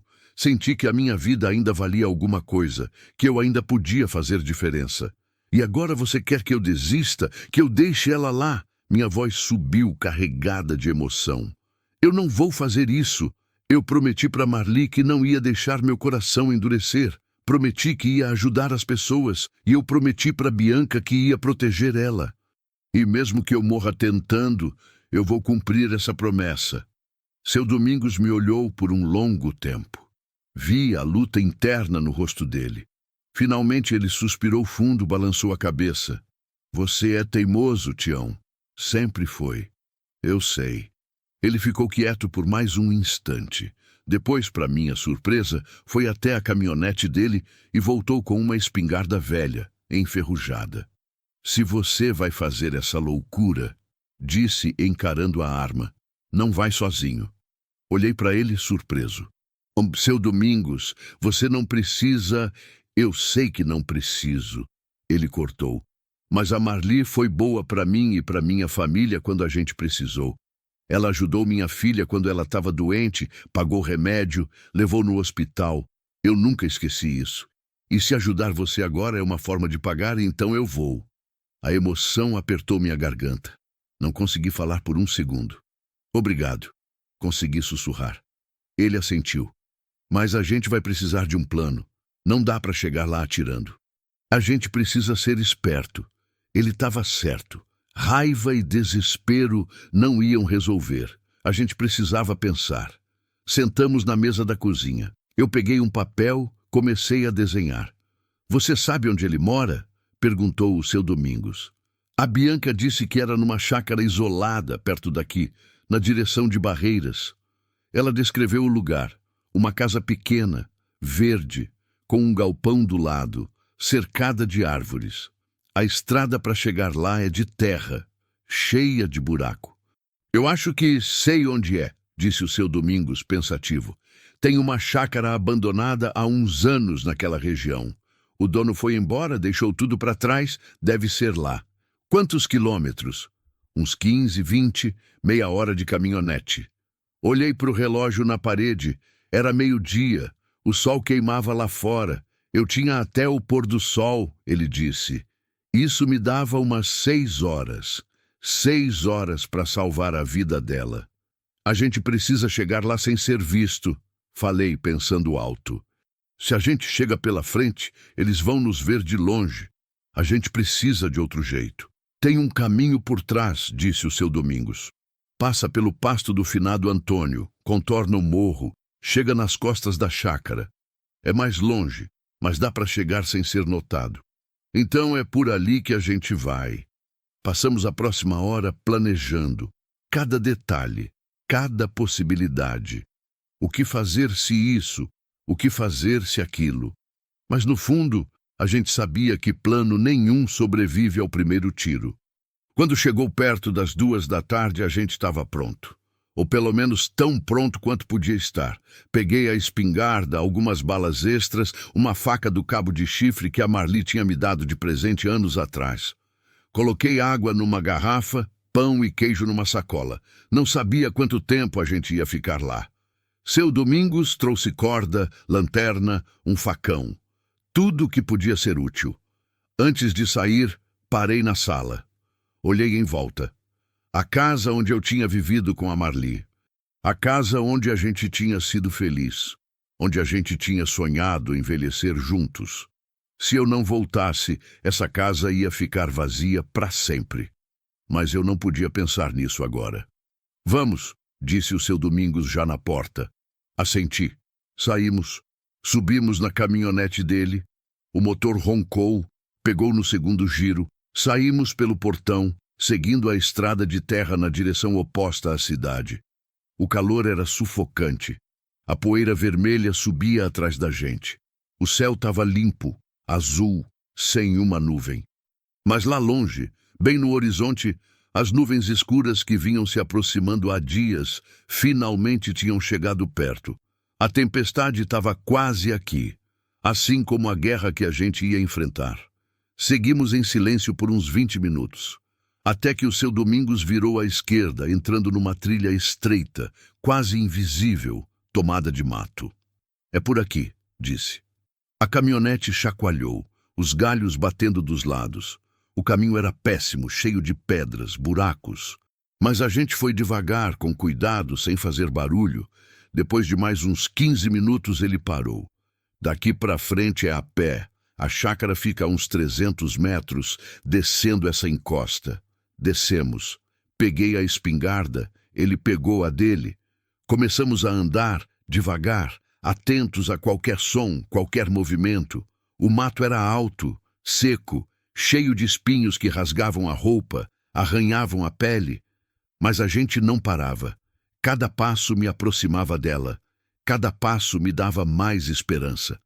Até que chegamos no topo da encosta e vimos, lá embaixo, no meio de um descampado, tinha a chácara. Uma casa pequena, velha, pintada de verde desbotado. Do lado, um galpão de zinco. Atrás, um curral vazio. E na frente, estacionada de qualquer jeito, a caminhonete dele. Meu coração disparou. É lá, sussurrei. Seu Domingos olhou pelo binóculo velho que ele tinha trazido. Tem movimento. Vejo 2 homens do lado de fora, perto do galpão. Tão fumando, conversando. E ela? Não vejo ela. Deve estar dentro da casa. Respirei fundo. A raiva, o medo, a determinação, tudo misturado dentro de mim. A gente desce devagar, falei. Se aproxima pelo mato. Tenta chegar perto sem ser visto. Aí a gente decide o que fazer. Ele assentiu. Começamos a descer. Cada passo devagar, calculado. O sol queimava nas nossas costas. O suor descia, grudava a roupa no corpo. Mas a gente não parava. Chegamos a uns 50 metros da chácara. Nos escondemos atrás de umas árvores secas. Dava para ver melhor agora. Os 2 homens ainda estavam lá, do lado de fora, fumando, rindo, como se nada tivesse acontecido, como se não tivessem acabado de sequestrar uma mulher. Cadê o terceiro? Perguntei baixo. Seu Domingos olhou em volta. Não sei, deve estar dentro. A porta da casa se abriu e ele apareceu, o marido da Bianca, alto, largo, com a mesma expressão de desprezo. Ele gritou alguma coisa para os outros 2. Eles apagaram os cigarros e entraram no galpão. Ele ficou ali, parado, olhando em volta, como se sentisse que algo estava errado, como se soubesse que a gente estava perto. Depois entrou de volta na casa e fechou a porta. É agora, falei, enquanto estão todos dentro. E qual é o plano? Invadir a casa? Não. Respondi pensando rápido. A gente provoca eles, faz com que saiam. Aí a gente tem vantagem. Como? Olhei para o galpão de zinco. Tinha uns galões de combustível do lado de fora. A gente bota fogo no galpão. Eles vão sair correndo para ver o que está acontecendo. Aí a gente entra na casa e pega a Bianca. Seu Domingos me olhou duvidando. E se não der certo? Aí a gente improvisa. Não era o melhor plano, mas era o que a gente tinha. Esperamos mais uns minutos. Quando tudo parecia calmo, saímos do esconderijo. Atravessamos o descampado correndo, agachados, até chegar perto do galpão. Peguei um dos galões, abri, joguei a gasolina na parede de zinco. Peguei o isqueiro que o seu Domingos tinha trazido, acendi. O fogo subiu rápido, violento. As chamas tomaram a parede, alcançaram o teto. Voltamos correndo para o mato, nos escondemos. Em segundos, a porta da casa se abriu. Os 3 saíram correndo, gritando, tentando apagar o fogo.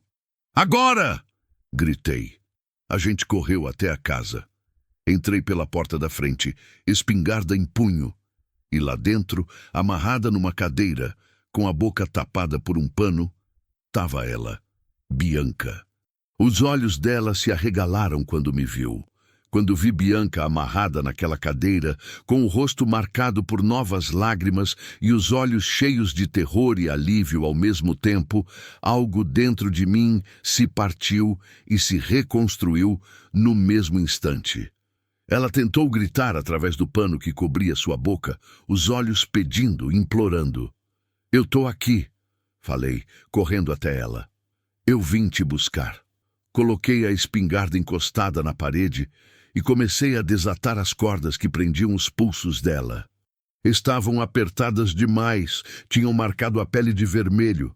Minhas mãos tremiam de raiva e urgência. Seu Domingos ficou na porta, de olho lá fora, a espingarda dele pronta. Rápido, Tião! Ele gritou. Eles vão perceber logo. Consegui soltar as mãos dela. Tirei o pano da boca.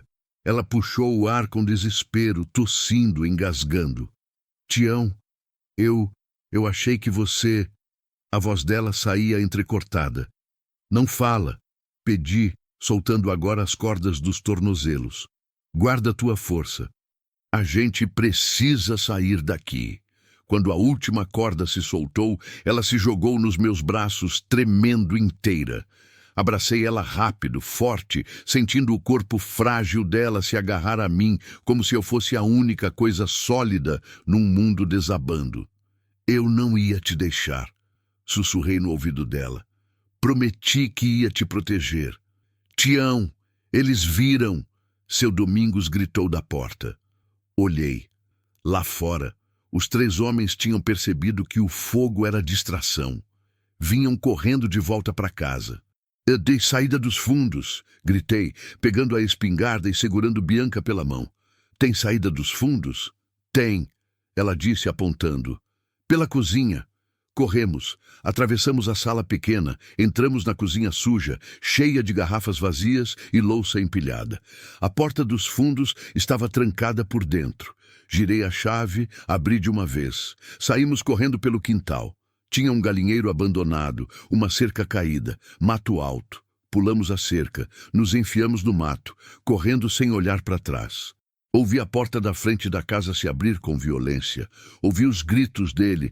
Ela fugiu! Acham ela! Acham agora! Os gritos ficaram mais distantes conforme a gente subia a encosta.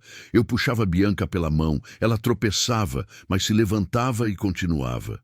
Seu Domingos vinha logo atrás, ofegante, mas firme. A caminhonete! Ele gritou. Tá logo ali em cima! Eu nem sabia de onde tirava força. O corpo doía inteiro, o rosto latejava. Mas eu não podia parar. Não agora. Chegamos na caminhonete. Abri a porta de trás, empurrei Bianca para dentro. Deita no chão, ordenei. E não levanta a cabeça. Ela obedeceu. Entrei na frente com seu Domingos. Ele ligou a caminhonete, deu ré, manobrou na trilha estreita. Eles vão vir atrás, avisei. Eu sei, ele respondeu acelerando. Por isso a gente vai pelo caminho mais longo. Eles não conhecem essa trilha. A caminhonete chacoalhava violentamente, subindo e descendo, desviando de pedras e árvores. Eu olhava pelo retrovisor a cada segundo. Nada ainda, mas eu sabia que não ia demorar. Bianca chorava no banco de trás, encolhida, abraçada nos próprios joelhos. Bianca, chamei, virando um pouco. Você tá bem? Você tá machucada? Não, não muito, ela respondeu entre soluços. Ele me bateu, gritou. Disse que ia me matar, que ia matar você também. A voz dela sumiu no choro. Ele não vai fazer nada, falei firme, tentando acreditar nas minhas próprias palavras. A gente saiu de lá. Você tá livre agora. Mas livre mesmo? Será que ela ia estar livre um dia, enquanto aquele homem existisse? Seguimos pela trilha por mais 20 minutos. Quando finalmente saímos na estrada principal, o alívio foi tão grande que eu quase desabei. Mas não podia. Ainda não. Para onde agora? Perguntou seu Domingos. Pra fazenda não dá. Falei, pensando. Ele sabe onde é. Vai ser o primeiro lugar que ele vai procurar. Então vem para minha casa. Ele ofereceu. É longe daqui, ele não sabe onde fica. Olhei para trás. Bianca tinha levantado a cabeça, me olhava com aqueles olhos vermelhos, cansados. Tião, eu não quero te colocar em mais perigo, disse, a voz fraca. Você já fez demais. Eu posso ir embora. Posso pegar um ônibus, ir para longe. Não, cortei. Você não vai a lugar nenhum sozinha. Não enquanto ele estiver solto por aí. Mas e você? E sua casa? E sua vida? Respirei fundo. Minha vida. Minha vida faz 3 anos que parou, desde que a Marli se foi. Mas quando você apareceu, quando eu decidi te ajudar, eu voltei a sentir que viver valia a pena. E não vou desistir agora. Ela começou a chorar de novo, mas dessa vez eram lágrimas diferentes.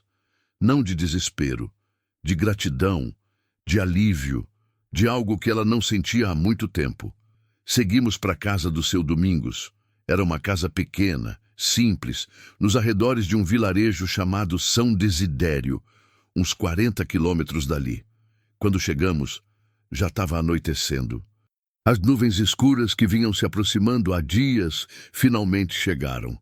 O vento soprava forte, cheiro de chuva no ar. Dona Neuza, a esposa do seu Domingos, nos recebeu na porta, assustada com a nossa aparência. Eu estava todo machucado, Bianca estava suja e marcada, seu Domingos estava suado e cansado. Meu Deus, o que aconteceu? Ela perguntou. Depois eu explico, disse seu Domingos. Agora deixa eles entrarem. Eles precisam descansar. Entramos. A casa era aconchegante, cheirava a comida caseira, a vida vivida com simplicidade e amor. Dona Neuza preparou a mesa, colocou água, café, pão, queijo. Comam, ela pediu. Vocês precisam comer. Sentamos. Bianca comia devagar, como se cada pedaço custasse a descer. Eu tentei comer, mas o estômago embrulhado pela tensão não deixava. Depois da comida, Dona Neuza levou Bianca para tomar banho. Trouxe roupas limpas. Seu Domingos me levou até o banheiro. Me ajudou a lavar os ferimentos. Ardeu, mas não reclamei. Quando todos estavam limpos, descansados, sentamos na sala. Lá fora, a chuva finalmente começou a cair. Grossa, forte, batendo no telhado com barulho que parecia tambor. E agora? Perguntou seu Domingos. O que vocês vão fazer? Olhei para Bianca. Ela estava sentada no sofá, abraçada numa almofada, olhando pela janela, vendo a chuva cair. Eu preciso ir embora, ela disse, sem tirar os olhos da janela. Preciso ir para longe, começar de novo, mudar de nome, sumir. É a única forma dele não me achar. E sua mãe? Perguntei. Ela fechou os olhos. Minha mãe...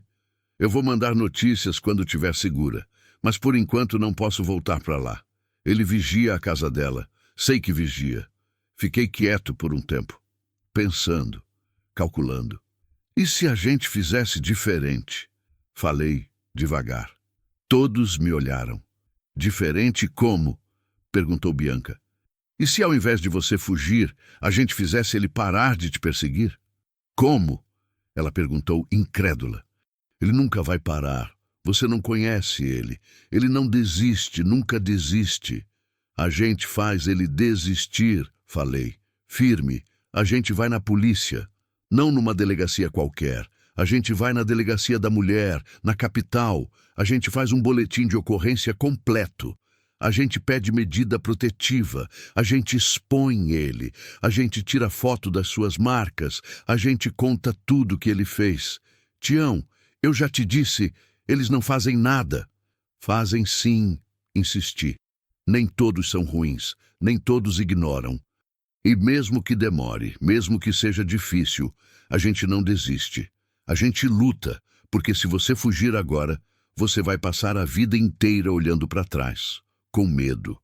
Mas se a gente lutar, se a gente denunciar, pelo menos você tem uma chance de ser livre de verdade. Ela me olhou, vi a dúvida nos olhos dela, o medo, mas também vi algo novo, esperança, pequena, frágil, mas ali. E se não der certo? Perguntou. Aí você foge, respondi. Ah, aí eu te ajudo a ir para longe, te dou dinheiro, te ajudo a começar de novo. Mas pelo menos a gente tenta, pelo menos a gente não desiste sem lutar. Ela ficou quieta por um longo tempo. A chuva continuava caindo lá fora, lavando a terra, limpando a poeira, como se quisesse lavar também toda a dor. Finalmente ela assentiu.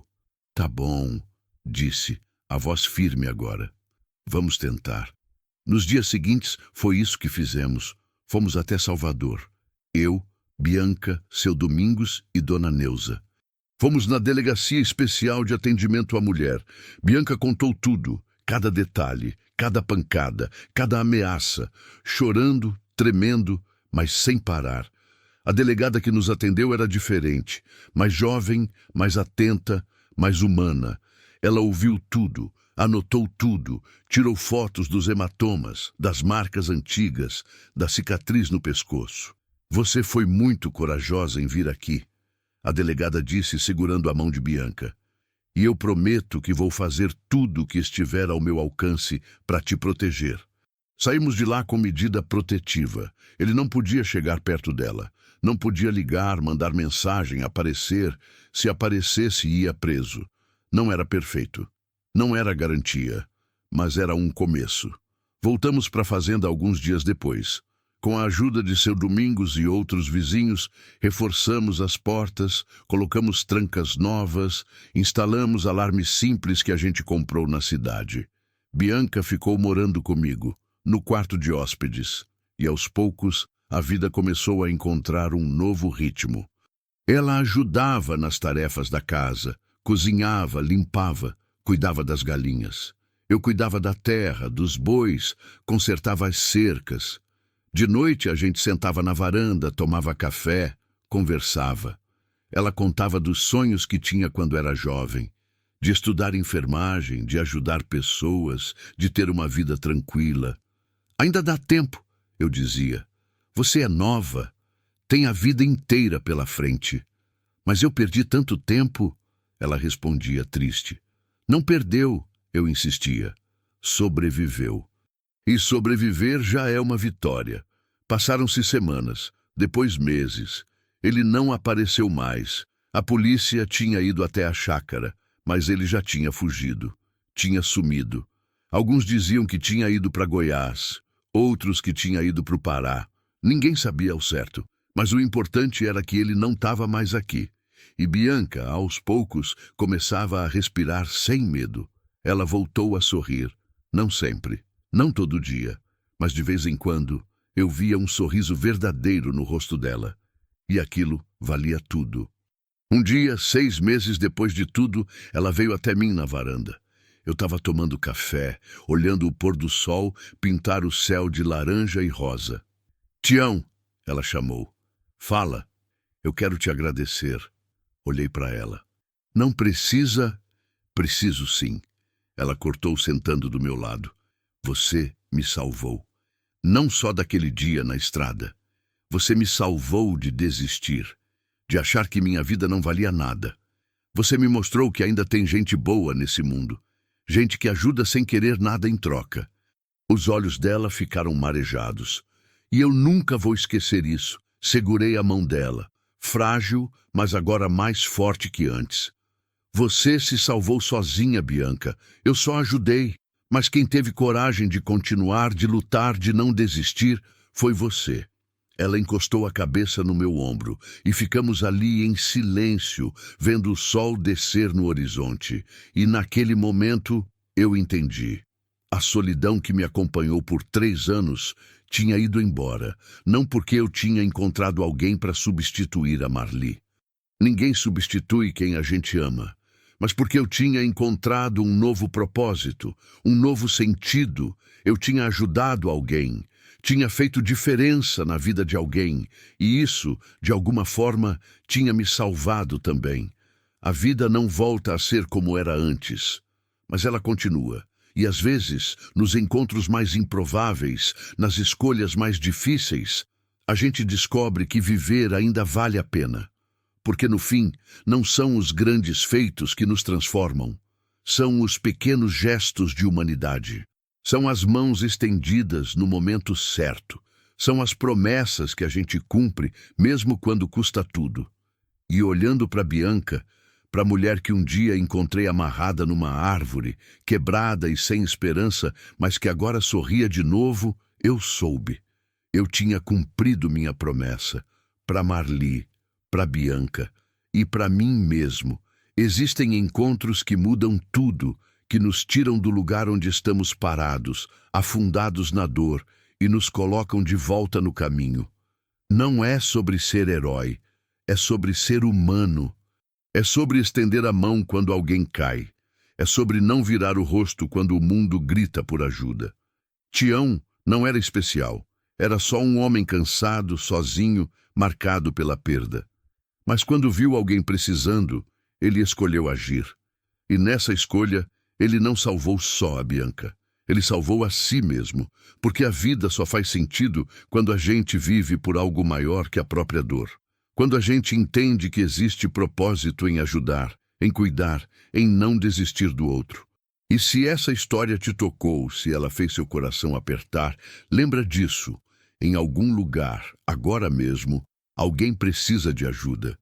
Alguém está amarrado nas próprias dores, sem saber como sair. E talvez você seja a pessoa que pode fazer diferença. Não precisa de grandes gestos, só precisa estar presente, só precisa não virar as costas, porque no fim somos todos Tiões e Biancas, todos precisando ser salvos e todos capazes de salvar.